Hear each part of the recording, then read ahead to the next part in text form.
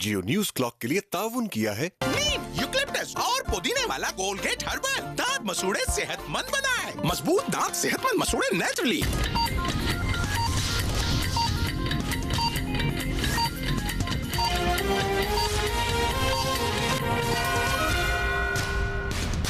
जियो headline news के लिए ताउन किया है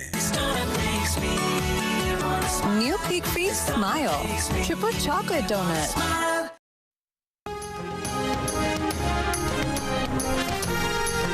ईरान डील के लिए पाकिस्तानी वक्त बुध की सुबह 5 बजे तक की डेडलाइन हतमी है। अमरीकी सदर ट्रंप ने कहा कि डेडलाइन तक ऐसा मुआहदा होना चाहिए जो उन्हें काबिल कबूल हो। धमकी दी कि ईरान ने मुआहदा ना किया तो उसके तमाम पावर प्लांट्स तबाह कर देंगे। जंगबंदी मुज़ाकरात के लिए फ़ाल और बातचीत पर आमादा शुरा मौजूद हैं। मुज़ाकरात में कुछ बेहतरीन ममालिक सालसी कर रहे हैं। उम्मीद है बिजली घरों और पुलों पर बमबारी नहीं करनी पड़ेगी, वरना 4 घंटे में पूरा ईरान तबाह किया जाना मुमकिन है। इतवार को सोशल मीडिया पर बयान में ईरानियों को गाली देने के सवाल पर ट्रंप बोले कि उन्होंने बिल्कुल कहा था, जो कहा उस पर कोई शर्मिंदगी नहीं। गालियों पर नाक़दीन जो कह रहे हैं मुझे उसकी परवाह नहीं।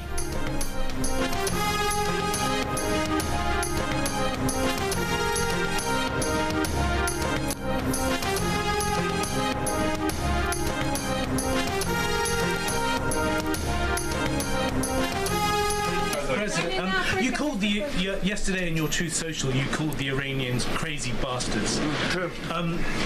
What is your response to critics who say that? I don't care about critics. What is your response to critics who say that it is your mental health that should perhaps be examined as this war continues? I haven't heard that, but if that's the case, you're going to have more people like me, because our country was being ripped off on trade, on everything, for many years until I came along. So if that's the case, you're going to have more people. Dasha, go ahead.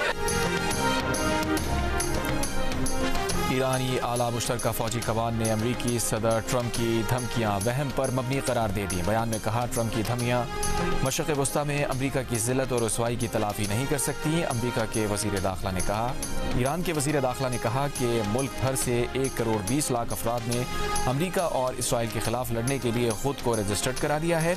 उधर ईरानी media के मुताबिक इतवार को अमरीकी तैयारों के खिलाफ कार्रवाई के दौरान 4 ईरानी अफसर शहीद हुए थे।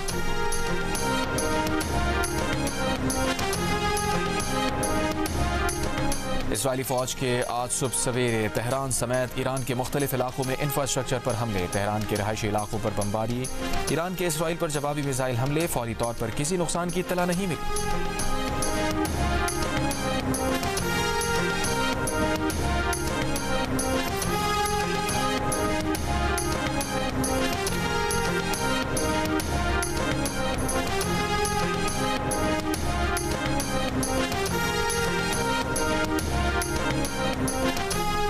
ईरानी अवाम बिजली घरों पर इंसानी जंजीर बनाकर ट्रंप की धमकियों का जवाब दें। ईरानी नायब वजीर खेल की ईरानी अवाम से अपील।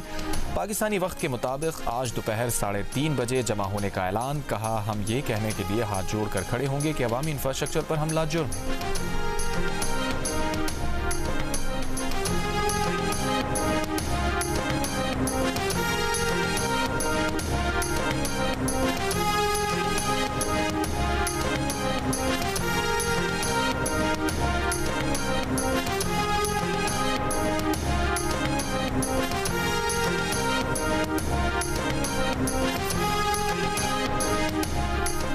ईरान ने आर्जी जंगबंदी मुस्तरद कर दी। तनाज़े का मुस्तकिल खात्मा, पाबंदियों का खात्मा और इसराइल और अमरीकी हमलों से हुए नुकसानात का अजाला।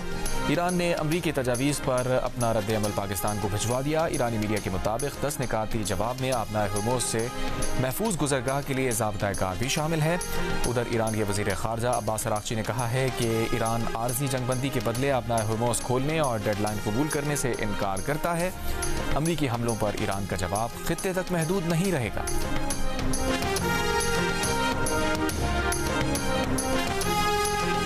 You've said glory be to God in this conflict. Do you believe that God supports the United States' actions in this? I do, war? because And have you God got a is good. direction? Because God is good, and God wants to see people taken care of. God doesn't like what's happening.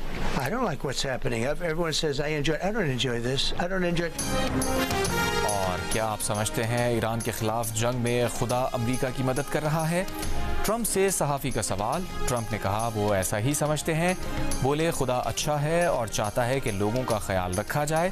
खुदा को ये सब पसंद नहीं जो हो रहा है, मुझे भी ये पसंद नहीं। सब कहते हैं कि मैं इससे लुत्फ़अंदोज़ होता हूँ, लेकिन मैं ऐसा नहीं करता। अमरीकी वज़ीर जंग पीट हेग्सेथ ने ईरान से निकाले गए एयरमैन का मवाजना हज़रत ईसा को मसलूब किए जाने से कर दिया। कहा गुड फ्राइडे को ईरान में तैयारा गिराया गया। पायलट हफ्ते के रोज़ गार में छुपा रहा और इतवार को उसे बचा लिया गया। उसे ईरान से उस वक्त निकाला गया जब ईस्टर संडे की सुबह सूरज तुलू हो रहा था। एक पायलट जिसे दोबारा जिंदगी मिली। सब घर वापस आ गए और पूरी कौम खुशी मना रही है।